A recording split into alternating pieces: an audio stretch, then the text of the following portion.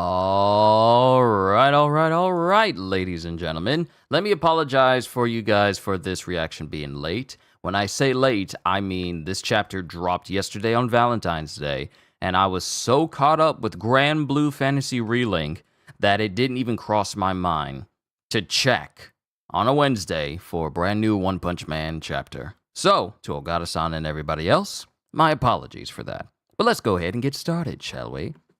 Yo, peoples, Kyushu92 here, and welcome back to yet another One Punch Man chapter reaction and review. Last chapter we left out on, we pretty much saw the complete defeat of the Tenin Party by Flashy Flash with a little help from Sonic. Let's be real here, Flashy Flash did all the work.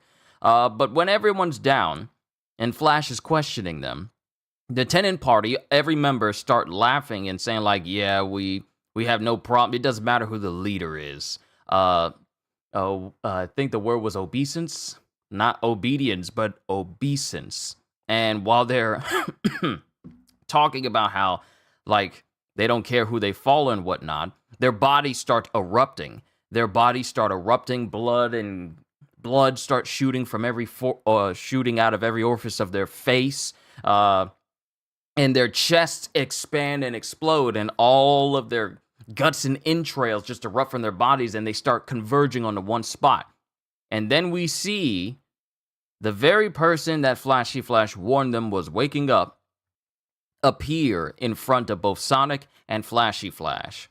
The one called the Great One, aka Empty Void, aka Blast's former partner. And he appears in front of them after pretty much inhaling all of their entrails. So, now we have the leader of the ninja village in which Flashy Flash and Sonic were trained, and an individual who's capable of opening up dimensions, including the dimension to God. He is now in front of Flashy Flash and Sonic. So let's see what happens in Punch 199, Illusion Techniques. And we start with, well, Flashy Flash and Sonic looking at the Great One, who's just has this aura of power all around him, and you can visibly see it. And then Sonic goes, the Great One? He's really a monster. Like we saw underground? This is stupid. Making your appearance by sucking in the blood and guts of the village pupils? How like you, Empty Void. You have bad taste. It's revolting. You know my name, Flashy Flash. Seems you've talked to Blast. How is that jerk? Still kicking? I'd like to devour his guts too. And he just burps after literally inhaling all the guts of every single person there. And then it shows Flashy Flash running towards Empty Void. And Empty Void just dodges everything. And then as that's happening, we see the bodies of the Tenin Party, and then all of a sudden, their bodies look normal, and Sonic looks at them, and then Flash goes, stay calm, Sonic. He uses illusions. If he could really do that, we'd already be dead. So what he basically did, so what we've all been hit with a genjutsu. He got us all. I thought, okay, we've all been fooled. It's not real. What just happened? It's not real. All of the members of the Tenin Party are still alive. Their guts didn't actually get ripped out of their bodies. It was just a super high-grade genjutsu. Stay calm, Sonic. He uses illusions. If he could really do that, we'd already be dead. And then Sonic's all like, huh? Who's not calm? I saw through that a long time ago. Oh, wait. Sonic goes, ha! Who's not calm? And then Flash goes, you. I saw through that a long time ago. It's a dumb trick. Did you really think you could full speed a sound, Sonic, you sicko? And then the Great One goes, My bluff didn't work. I watched you fight and you don't disappoint. You aren't like these fools limited by the village. and then it shows, but this really is Empty Void, though. This really is him. Then it shows Empty Void opening his mouth, and in his mouth, it just shows an endless space, like stars and galaxies. He just opens his mouth, and you see an empty void. And from his mouth, he pulls one of those cubes. You pass. A cube? One of those was enshrined underground. But that one is lacking. Wow, he's calling out Sonic for being the weaker of the two. You pass. But that one is lacking. What? As Flash goes over and tries to hit Empty Void, but Empty Void just dodges him. Don't measure us by your odious, yeah. Don't measure us by your odious standards. Void stole our lives as human beings just as he stole theirs. So I'm glad I can settle things here in this emblematic words. I'm learning new words and how to say them properly. Here, live for all of you. Void stole our lives as human beings just as he stole theirs. So I'm glad I can settle things here in this emblematic place. I sent Blast elsewhere. I'm not as soft as he is. You're going to tell me about who's controlling you before I dispose of you atop this trash heap. And then it's a double spread panel of speed, the trail that Flashy Flash tends to leave behind, or at least when the lines that are illustrated, that words today. You know how Flashy Flash moves, and he tends to have like this long trail behind him. We get a double spread panel here where it's just nothing but clashes and long lines of where Flash and Void are fighting each other. I'm just gonna dumb it down to Flash and Void instead of just saying their full names, because you guys know who it is. And Sonic is not able to move as he's just looking awestruck. Flash, when he gets angry, he's this powerful? And then it just shows Sonic sweating, because all this time he thought Flash was just, slightly better than him. But he's seeing Flash move in such a way that it really does hit home for him that he is not in Flash's league. I excel at fighting in the dark by sensing the opponent merely by their presence. So illusions won't affect. You think you're safe from my tricks? You sure about that? As Void shifts out of space, and it looks like 6 giant fists appear all around Flash. Fists of death. Kind of reminiscent of the fist of Saitama. And this causes Flash to get like a cold sweat because he encountered this fist of death before from Saitama. And he jumps away, but he kind of trips and falls a little bit. He even transformed his presence. He isn't manipulating my vision. He's using psychic waves to uncover my fears. And then something falls all around Sonic, and he catches it, and something falls in his lap. And his eyes widen as it looks like what's fallen in front of him are the different body parts of Sonic. And what fell in his hands was Sonic's head, which in turn quickly gets sliced straight through. And then Void is right there, still holding the cube for some reason.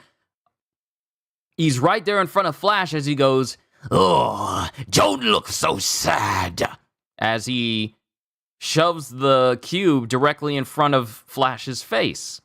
And then Flash is launched backwards. What is the power of this cube? Sonic sees this and goes, "Flash! as the cube is still in front of Flash. Well, as the cube gets shoved in front of Sonic, and he gets knocked back.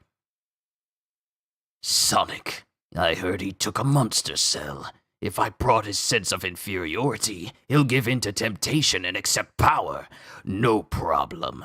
Ah, but he doesn't know that since Sonic went through the trouble of trying to cook the monster cell, and it instead gave Sonic diarrhea, no part of that monster cell is still in his body because it's gone.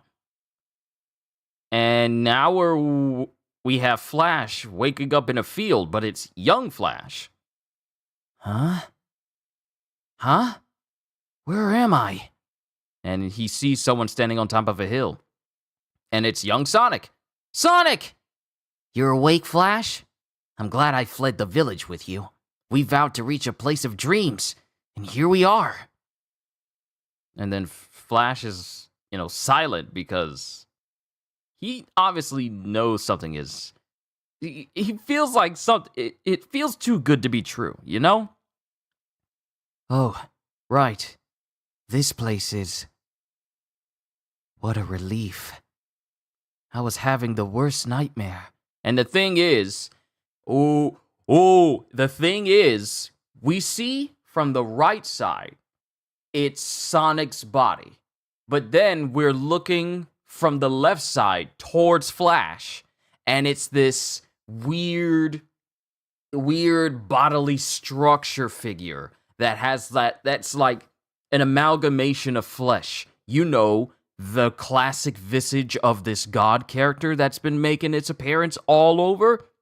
This is this god character trying to tempt Sonic again. Any nightmare is better than life in the village. Now you and I can build an ideal village here. We'll work hard together, Flash. And he sticks his hand out. And then Flash goes, yeah, as he starts to put his hand towards God's hand. And you can see the veins popping up on his hand as well. This is the god of this story trying to tempt Flash. Trying to tempt Flash. And that's the end. That's the end of the chapter!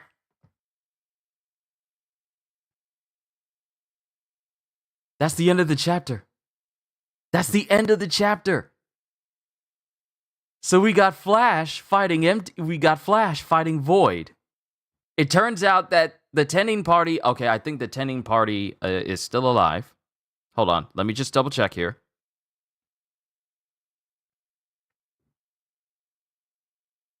No, they're all still alive. They're all still alive, and it turns out that everything we witness, the tending party's bodies exploding and their entrails getting absorbed and gulped down by Empty Void, all of that was an illusion.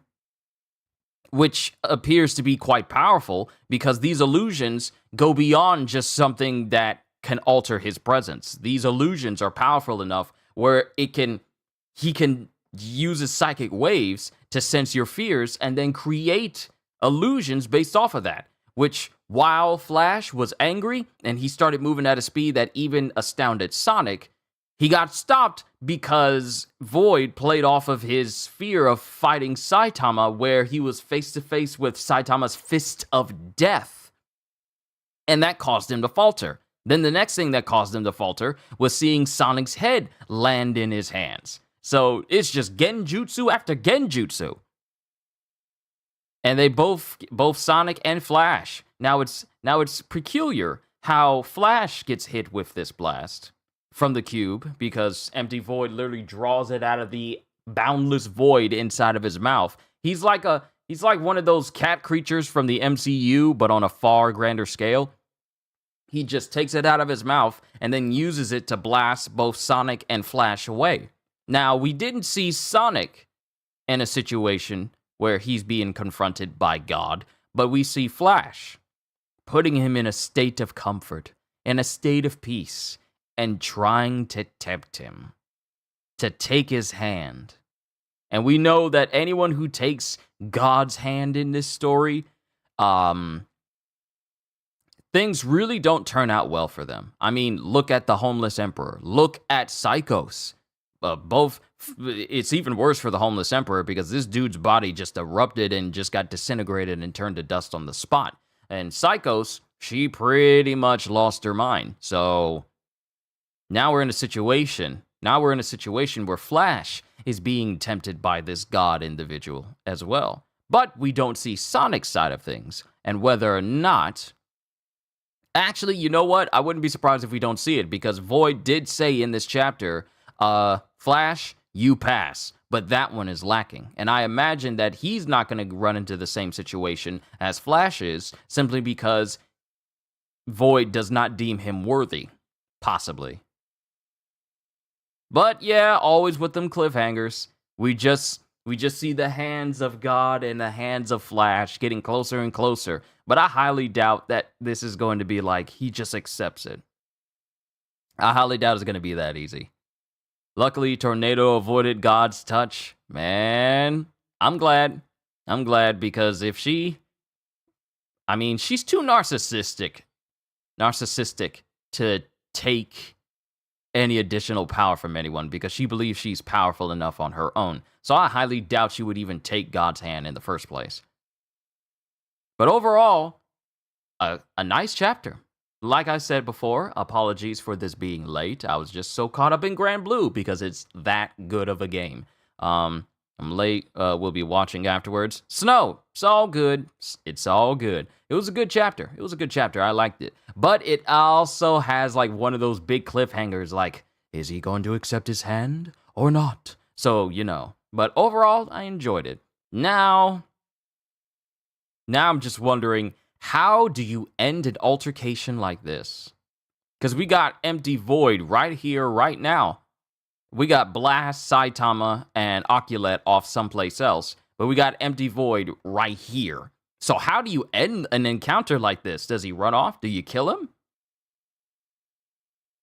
I would hate for them to kill him, because his ability to open up dimensions, including the realm of God itself, that could kind of help them out. Because, and I'll just say this, because I said this all the way back when I was reading the volumes concerning the Monsters Association and the raid on the Monsters Association hideout, and then our first encounter with God, and those the chapter where they were saying like something is drawing this God character here, and we don't know what it is, but we see this silhouette. We see the next panel showing Saitama, and that leads me to believe that because of Saitama's astounding power, that is why this God character is being drawn to this specific dimension.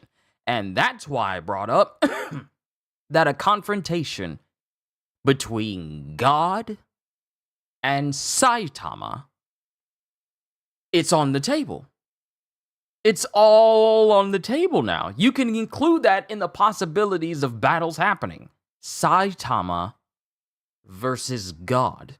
Because this character keeps showing up. Trying to entice and tempt people of astounding power to join its side for reasons unknown.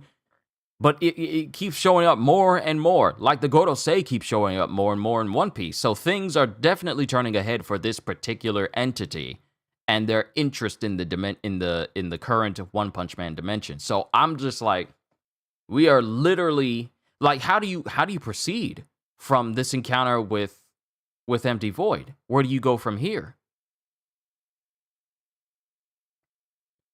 So many questions, but I don't want to drone on, and I don't want to keep ranting about the same stuff I've already said maybe about once or twice already.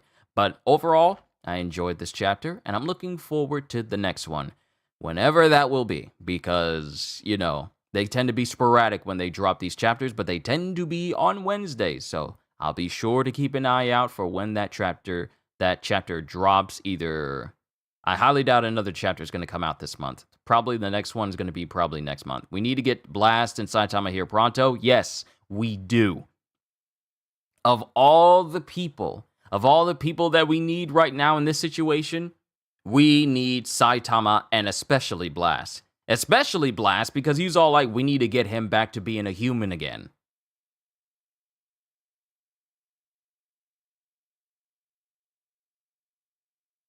Wait a minute. I just realized something. Where was Empty Void before? Before he got here, wasn't he in some sort of facility that Sitch and everyone else was looking over? Or am I wrong?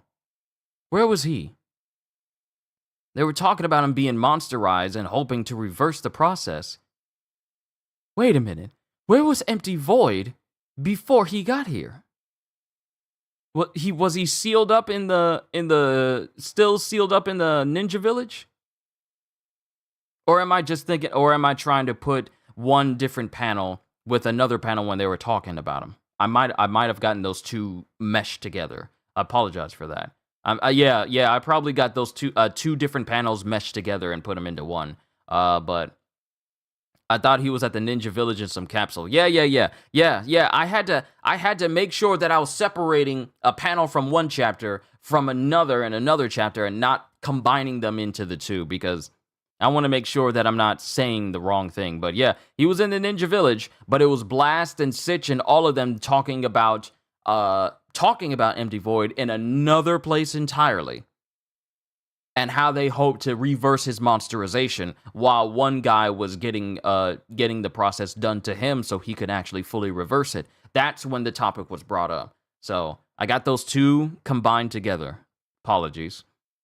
But yeah, he was in the capsule, so now it's like, we really do need Blast and Saitama to show up. Because with someone this strong, and especially with another cube out in the open again, yeah, we need Blast so he can get that cube and maybe try and I wouldn't be surprised if Blast shows up and he tries to talk some sense into Void. I wouldn't, but I don't even know how far gone Void actually is. Because he monsterized, so who knows where his mental faculties are in terms of who he used to be. But we'll have to see in the next chapter. We'll have to see who shows up or what happens to Flash and Sonic after this. Should be interesting. But yeah, I'll just wait for the next chapter to jump out. All in all, I wonder, once we get to the point where Saitama may, at some point, and it's highly likely, where he'll fight God, how do you go farther than that? I brought this up before, but it was like a year ago. How do you go farther than that? You literally have God in this story as the big bad. How do you go farther than that? Once that thing is resolved, there is no character higher than God that can pose a greater threat. So I honestly feel like once we get done with this whole God story and God situation, I feel like there's no other place you can go for One Punch Man. That's like the ultimate big bad of a story. Defeating God? That's like the ultimate big bad. Maybe God will give Saitama a run for his money. Maybe. But then again, we have seen Saitama fight Cosmic Fear Garo with one hand while holding the core of previous timeline Genos. And he didn't even break a sweat, fighting him in space, completely naked, without a single thing hindering him, pretty much obliterating, Jupiter, sneezing and blowing all of the gas that surrounded the entire planet off of the planet, grabbing onto one of, Saturn's moons or Jupiter's moons, and then digging his hands in and flipping the entire moon, moving so fast that their speed lines became a constellation, and Garo still couldn't beat Saitama. Yeah, I feel like God may be that one character where Saitama actually needs to be a bit more serious with, given the fact that this God character can imbue other people with power, so who knows just how powerful this entity actually is. Can't wait to read up on it. I kind of want to avoid the wiki because I don't know if it's been updating with new chapters before it hits on Viz, so I'll probably avoid that unless Ogata-san, you know more than me. But this might be the one fight where Saitama needs to be serious from the start. No casual punches, no normal punches. Just serious punch right then and there. But man, I don't know. It should be interesting. I feel like my microphone is a bit too high. I apologize for it blocking my face entirely. You guys can hear me just fine. But we'll just have to see. Yeah, we'll just have to see where we go from here. But overall, ladies and gentlemen, sorry to keep you here longer than I originally intended. I didn't think I was going to be talking this long. Scan hasn't come out yet. Excellent. So that means I get to go over and check things out real quick.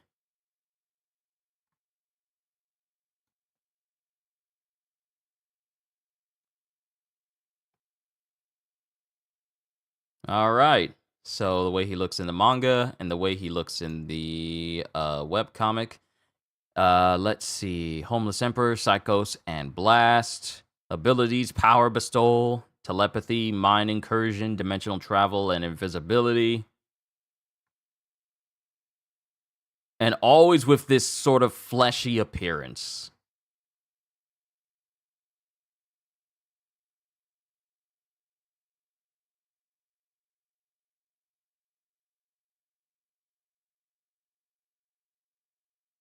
Let me see the powers of this of this individual. Let's see, Neo Heroes, Fubuki sensing the presence of God. I forgot about that. I forgot about that when Psychos got beaten, and Blizzard was trying to. She briefly sensed God's presence. Let's see here. Little is known, and I want to read this out before I go. They usually come out the week after Viz release. Okay, so I can read this without worry. Cool. I want to read this out so we know exactly what we're dealing with. Little is known about the full extent of God's abilities. The appearance of one of God's mysterious cubes was enough for the top-ranked S-class hero Blast to show up. Considering that Blast will only take action when humanity faces a true crisis, it can be presumed that God is an exceedingly dangerous threat. After receiving what seemed to be a fraction of power from God, Garo mutated, gained various powerful abilities, and became capable enough to fight against and even force Saitama to get serious before ultimately being defeated. I find that hilarious. This event gives a strong impression that God is phenomenally powerful due to being Garo's source of power. Furthermore, Sitch has mentioned that standing up against God requires the ability to manipulate space-time, which speaks volumes for this terrifying power of this mysterious entity. Sitch said that standing up against God requires the ability to manipulate space-time, which Saitama has done. He literally released a punch that allowed him to travel back in time. Supernatural abilities, Powered Bestowal. God is capable of turning humans into mysterious beings and granting them supernatural powers. It gave Homeless Emperor the incredible power of summoning energy spheres similar to little suns that explode on contact and create huge and flaming bursts. It also gave Psychos and Orochi a massive boost in power during their fusion, enough to slice through the Earth's surface in a single attack. And I'm still wondering, how do you do that to a planet and it not have lasting repercussions when a portion of the entire world is sliced off and then it goes flying into the air and then it comes crashing down? Like, we've seen meteors hit the world in different disaster movies and it wipes out the entire planet. But this one is only contained to Japan, and it's a portion of the world getting lifted and slammed back into the ground. The world of One Punch Man is ridiculous. Even the planet itself is tough, because normally it would be the end of the human race if that massive amount of Earth slammed back onto itself again. Additionally, God can grant powers to individuals who place their hands on one of the mysterious cubes. However, if they are not worthy to be bestowed upon, they will face forfeiture and presumably die. It is also capable of taking back the granted powers along with the lives of the wielders. Thanks to the powers received from God, Garo awakened to the flow of all energy and the behavior of all forces in the cosmos. The hero hunter also having become capable of fighting against even a serious Saitama, albeit losing in the end. Because even though Saitama was serious, he was still only fighting Garo with one hand. So he wasn't fully committed. That's still crazy to me. Mind incursion. God was able to get inside Homeless Emperor's mind and communicate with him. It could also freely change the appearance of its projection in Homeless Emperor's mind.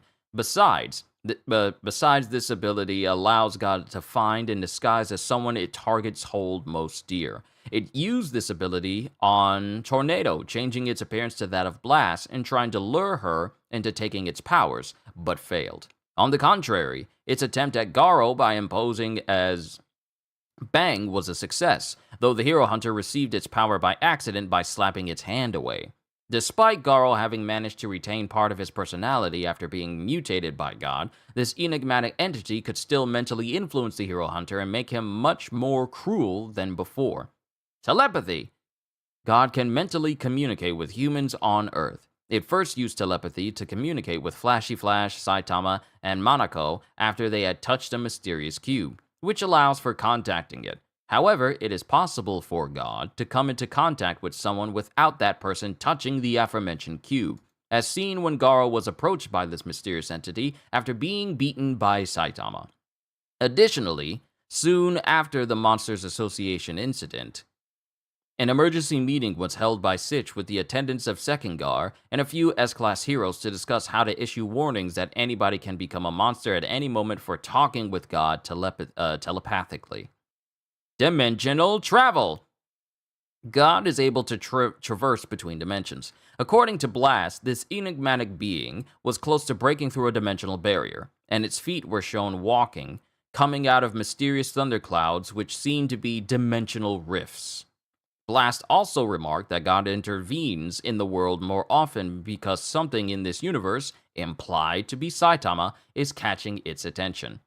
And I remember that chapter where it was literally walking through dimensional rifts on another planet in another dimension. Joker got some huge feet. Yo, CDs, what's going on? We're reading out the powers of God in Saitama before I call it a close.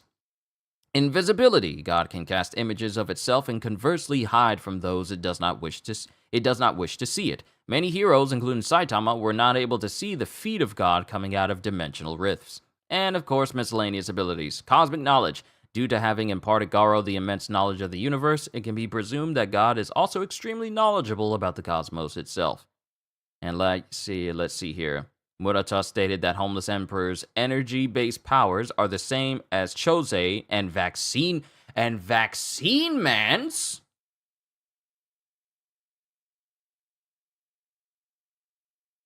I never noticed that. The powers of Homeless Emperor are the same as Chose and Vaccine Man's, and we saw Vaccine Man at the very beginning of the series. So was Vaccine Man another individual that was blessed with power by God?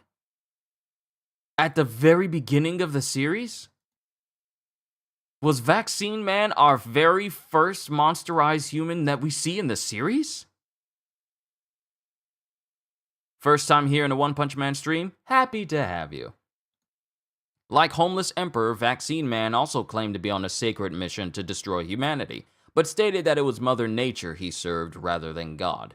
It is implied that there is a connection between God and the moon. There are multiple instances with the moon appearing during the big fight between the Heroes Association and Monster Association, as if it is an eye watching the battlefield. This is indicated when God has emerged and stood on top of the moon before taking Homeless Emperor's powers and his life. God has many similarities, at least this version of God. Let me, continue to be specific. This story's version of God has many similarities with the great old ones from H.P. Lovecraft's Cthulhu mythos, as it is a being that exists in another dimension and seems to be able to physically interact with the universe, yet not quite be fully present in this dimension. Kind of like the moon's presence in Bloodborne, that you can't encounter it unless you eat like 3 umbilical cords, and then its presence is known and you can see it fully. It also shares similarities with the outer god Nyarlathotep,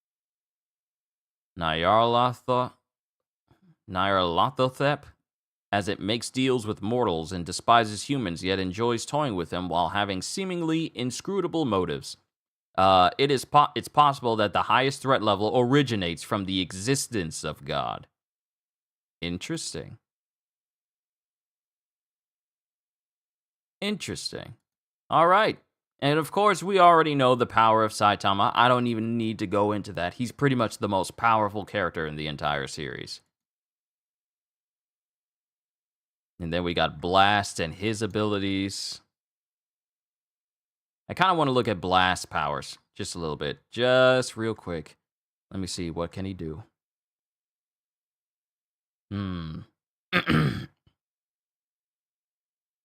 Blizzard mentions that Blast sits atop the hero world during her talk with Saitama in his apartment, putting Blast alongside King in terms of power, but Blast is the only one who actually has the power to back up his title, whereas King is literally been failing upwards. Or at least coaxing on others' success to get where he was.